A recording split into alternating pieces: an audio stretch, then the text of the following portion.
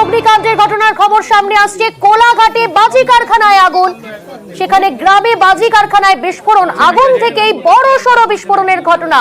বিস্ফোরণের অভিঘাতে কেঁপে ওঠে গোটা এলাকা, ভস্মীভূত গোটা বাড়ি। দীর্ঘদিন ধরে গ্রামে অবাধে বাজির কারবার।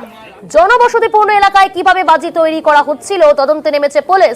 টেলিফোন লাইনে রয়েছে প্রতিনিধি সুজিত। সুজিত, এখন কি পরিস্থিতি, কে বা কারা এখানে এই বাজি তৈরি করছিল, কতদিন ধরে এই কারবারই চলছিল? দীর্ঘদিন ধরে এই কোলাঘাটের কয়েক গ্রামে বাজি তৈরি চলছিল এমনটাই কিন্তু এলাকার মানুষ জানাচ্ছেন, এবং যেখানে কিনা এর আগেও বারে বারে এ ধরনের ঘটনা ঘটেছে। কিন্তু আজকে যেটা ঘটলো, 10:30 নাগাদ আচমকাই বিধ্বংসী আগুন একেবারে ছড়িয়ে পড়ে একটি বাড়িতে, যেখানে বাজি তৈরি হতো। বাড়িটি ভস্মীভূত হয়ে গেছে। দুটি দমকলের ইঞ্জিন ইতিমধ্যে ঘটনাস্থলে এসে পরিস্থিতি নিয়ন্ত্রণে আনার চেষ্টা করছে। কোনো খবর পাওয়া যাচ্ছে?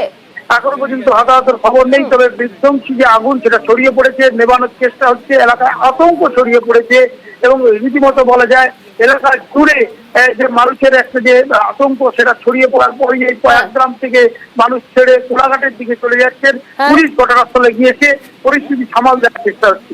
বেশ, পরিস্থিতির উপর নজর রাখো সুজিত। আপাতত ধন্যবাদ তোমাকে।